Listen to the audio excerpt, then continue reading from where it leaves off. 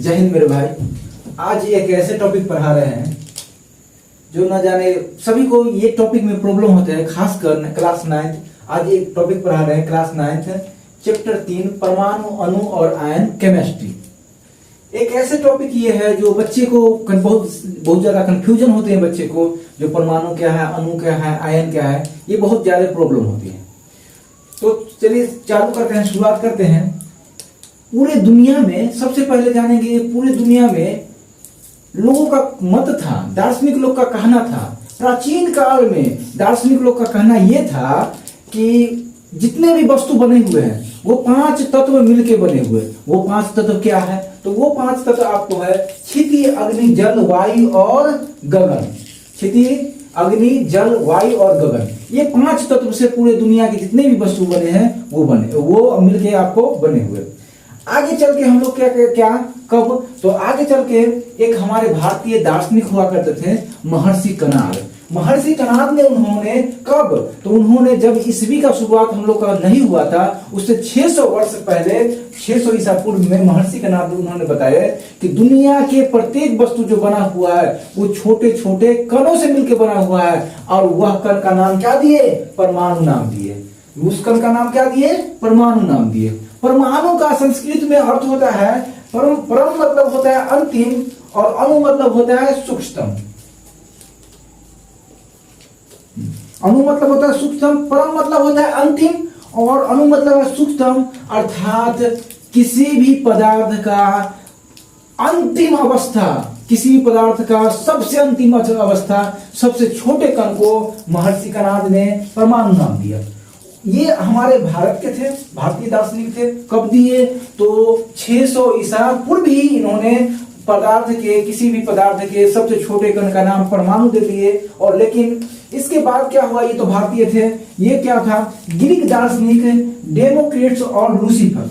Democritus और Lucifer का भी कहना क्या था कि इन्होंने भी किसी भी पदार्थ, इनका भी मत वही था, लगभग मिला जुला कर वही मत था कि इन्होंने बताया कि हाँ, पदार्थ का कोई भी अगर पदार्थ है तो पदार्थ के ये पदार्थ छोटे छोटे कणों से मिलकर बना होता है। और उनको नाम क्या दिए? कौन? ग्रीक दार्शनिक डेमोक्रिटस और लूसीफर उन्होंने दिए थे क्या? एटोमस नाम दिए। एटोमस का शाब्दिक अर्थ होता है अविभाज्य। मतलब कहने का मतलब, घुमा फिरा कर कहने का मतलब हुआ कि पदार्थ के सबसे छोटे कण के बारे में उन्होंने बताया। ग्रीक दार्शनिक डेमोक्रिटस और लूसीफर, उनका भी मत यही था कि पदार्थ छोटे छोटे कणों से मिलकर बने होते हैं, और वह कणों का नाम दिए, एटोमस नाम दिए। अर्थात वह एटोमस क्या होता है? एटोमस का मतलब होता है कि अविभाज्य कण। एटोमस का मतलब क्या होता है? अविभाज्य, वह कण अविभाज्य हो।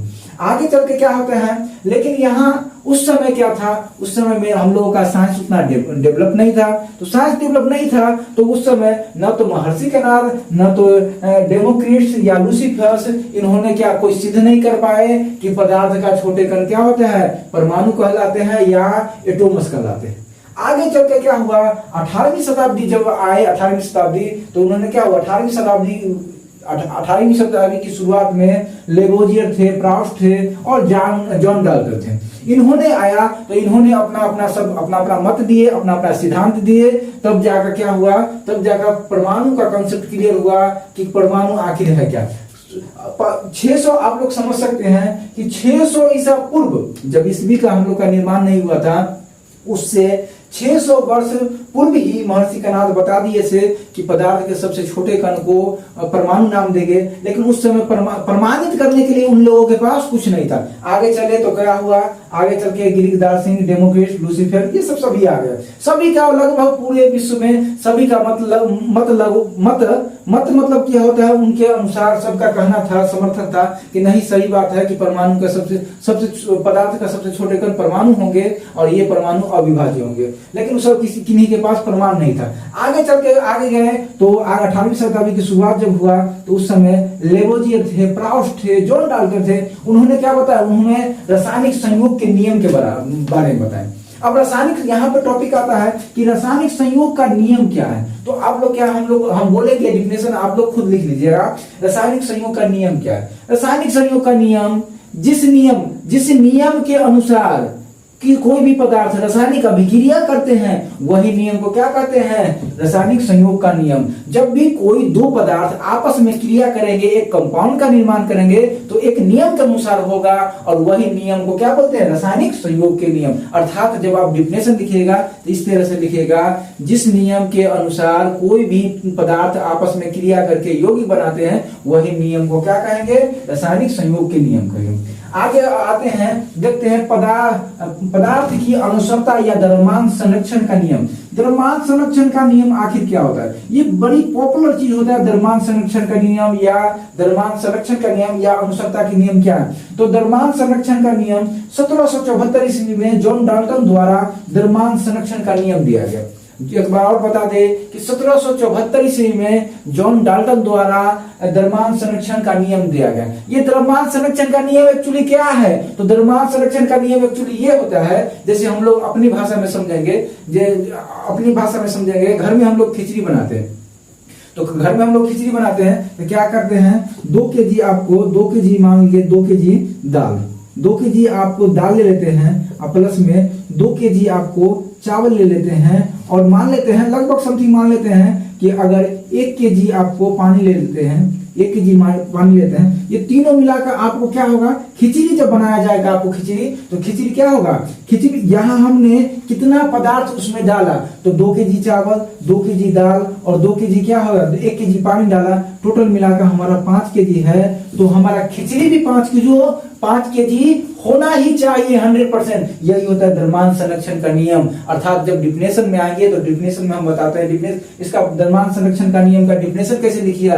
तो लिखिएगा द्रव्यमान संरक्षण का नियम क्या है? तो लिखिएगा द्रव्यमान संरक्षण का नियम, जब कोई पदार्थ रासायनिक अभिक्रिया में भाग लेता है तो उसका टोटल जितने अमाउंट होता है वह रासायनिक अभिक्रिया के बाद भी उतना टोटल अमाउंट आपको प्राप्त होंगे। जैसे खिचड़ी में कितना डाले, तो ये 5 के 2 केजी चावल, 2 केजी दाल और 1 केजी पानी मिला के आपको 5 केजी हुआ, तो आपका क्या होता है? आपका खिचड़ी भी 5 केजी मिलना चाहिए, 100% मिलना चाहिए। लेकिन कहिएगा कि सर कौन कहा कि 5 किलो? 5 किलो मिलता है? नहीं मिलता है 5 किलो खिचड़ी। तो क्या होता है? ये आपका हो जाएगा, आपको 4 केजी मिलेगा समथिंग आपको 4 केजी के समथिंग मिलेगा। 1 केजी कहाँ गया? तो 1 केजी होता क्या है, जब पदार्थ जब बनता है ना, तो उस दौरान आपका पानी हुआ, उस दौरान जो भी दाल होता है वो गल के वाष्प बन के आपको उड़ जाता है 1 केजी। अगर वाष्प को और ये 4 किलो को दोनों को आपको जोड़िएगा ना, तो फिर से आपको 5 केजी मिलेगा ही मिलेगा। यही द्रव्यमान संरक्षण का नियम, यही क्यों बताते हैं? जॉन डाल्टन बताते हैं। जॉन डाल्टन क्या बताते हैं? जॉन डाल्टन बोलते हैं कि अभिक्रिया में भाग लेने वाले जितने पदार्थ होंगे ना, अभिक्रिया के बाद जो प्रोडक्ट के रूप में हमको मिलेंगे वो दोनों का मात्रा समान होगा। 5 केजी भाग लिया तो प्रोडक्ट के रूप में हमारा 5 केजी ही मिलेगा। इसी को क्या बोलते हैं? जॉन डाल्टन का द्रव्यमान संरक्षण या अनुसरता का नियम कहते हैं। इनको सिद्ध करने के लिए एक उन्होंने क्या किए? एक उन्होंने प्रयोग कुछ ऐसा प्रयोग किए जो इसका ऐसा कंटेनर ले लिए।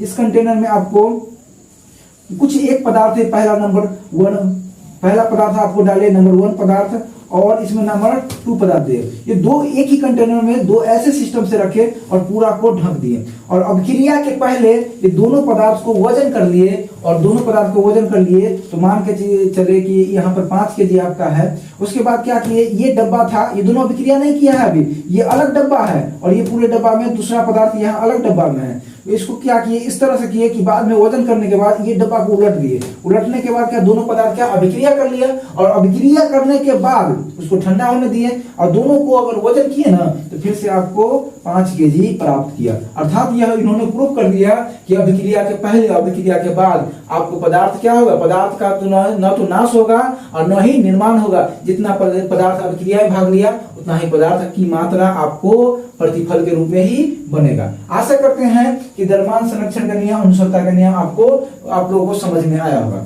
अब आगे चल के बताते हैं निश्चित अनुपात का नियम क्या है। निश्चित अनुपात का नियम 1789 ईस्वी में प्राउस्ट ने दिए थे। प्राउस्ट एक दार्शनिक थे, उन्होंने बताया कि निश्चित अनुपात का नियम। ये निश्चित अनुपात का नियम क्या होता है? देखिए होता क्या है, जब भी कोई कंपाउंड बनेगा ना तो उस कंपाउंड में जो भी संगठन होंगे वो एक निश्चित अनुपात में होंगे। कहिएगा कि सर ये बात हमको समझ पचा नहीं, बात सर समझ में नहीं आया, तो नहीं समझ में आया कोई बात नहीं है, हम समझाते हैं ना, काहे टेंशन लेते हैं, अस्थिर कोई टेंशन नहीं लीजिए, हम है तो क्या गम है, समझाते हैं, टेंशन नहीं लीजिए, आप समझाते। देखिए जैसे हम लोग जानते हैं कि हाइड्रोजन प्लस में ऑक्सीजन मिलके आपको क्या बनाएगा, जल बनाएगा, H2O बनाएगा, जल बनाएगा। जल क्या है, एक कंपाउंड है। जल क्या है, एक कंपाउंड है। अगर जल को देखिए, जल एक कंपाउंड है आपका, जल एक आपको कंपाउंड है, तो जल में आपको H2O, अगर परमाणु के हिसाब से अगर बात करें इस जल को, तो इसमें हाइड्रोजन के कितने परमाणु, हाइड्रोजन के 2 परमाणु, या परमाणु के हिसाब से क्यों बात करें, हम द्रव्यमान के हिसाब से बात करते हैं, तो द्रव्यमान एक हाइड्रोजन परमाणु के 1 द्रव्यमान होता है, यहाँ 2 हाइड्रोजन का परमाणु रहता है, इसमें 2 द्रव्यमान होगा। अब 2 ग्राम मान लीजिए, 2 ग्राम। ऑक्सीजन का एक परमाणु का द्रव्यमान आपको हो जाता है आपका 16 हो जाता है।